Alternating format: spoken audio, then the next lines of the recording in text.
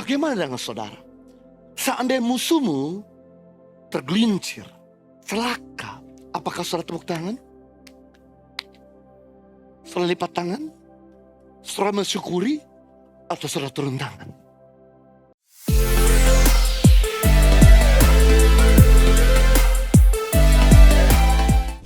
Nah saudaraku, kemurahan hati itu perlu dilakukan secara praktis. Kemurahan hati yang praktis, yang pertama, yaitu dengan cara ketika berbuat baik kepada yang membenci.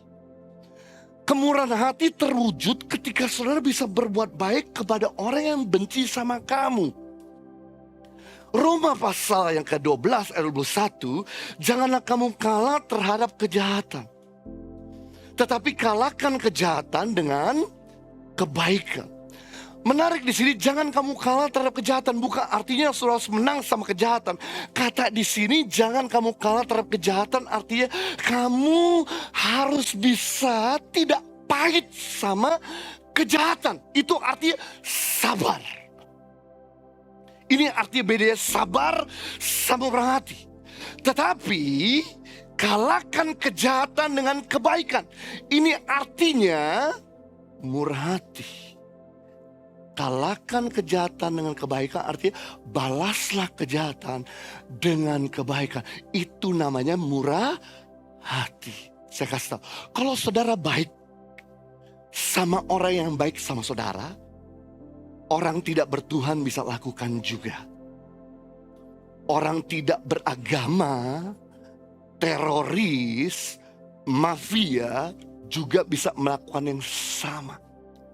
Tapi di sini kata murah hati artinya saudara bisa bermurah, mudah berbagi, mudah mengerti, mudah menaruh belas kasihan, dan mudah memberkati kepada orang yang tidak mampu memberkati saudara.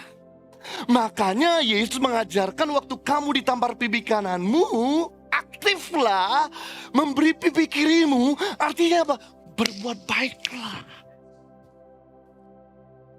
Berbuat baik itu tidak sebatas di perkataan. Karena berbuat baik sebatas perkataan, baru 50% perbuatan baik. Perbuatan baik itu harus disertai dengan perbuatan.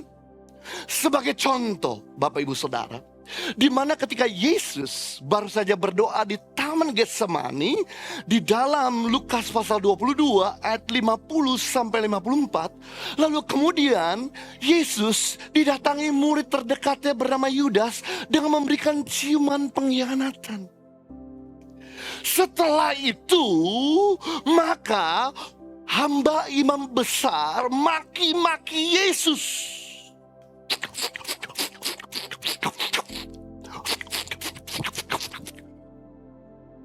Begitu mendengar kata-kata maki-maki dari hamba imam besar, Petrus seorang murid Yesus gak bisa terima. Gurunya dimaki-maki. Langsung dia ambil pedang dan dia bacok telinga hamba imam besar itu. Sampai telinganya lepas, putus, darah muncul. Yang menarik, Yesus tidak berikan aplaus kepada Petrus yang membela gurunya. Tapi yang menarik, Yesus tegur keras Petrus. Masukkan pedangmu dalam sarungmu. Atau kau sangka aku gak bisa panggil 72.000 legion, 72.000 malaikat untuk bantu aku? Lalu kemudian Petrus memasukkan pedangnya dalam sarungnya. Hamba itu teriak-teriak. Jelas ini gambar modern. Saya bikin di AI. Dan banyak sekali orang-orang yang mulai ambil video. Tapi yang menarik dari Yesus, udah dimaki-maki sama hamba ini. Yang Yesus lakukan, saudaraku, dia tolong hamba yang maki-maki dia. Dia ambil telinga orang itu. Dan kemudian dia berkata, ini telingamu. Yang menarik, Yesus kemudian lakukan mujizat terakhir dia. sebelum dia mati di atas kayu salib dengan menyembuhkan telinga hamba imam besar itu. Sehingga telinganya melekat kembali. Mujizat pertama Yesus, air berubah jadi anggur. Tapi mujizat terakhir Yesus menyembuhkan telinga hamba imam besar yang dibacok oleh Petrus. Bagaimana dengan saudara? Seandainya musuhmu tergelincir, celaka, apakah saudara tepuk tangan? Saudara lipat tangan? Saudara mensyukuri? Atau saudara turun tangan?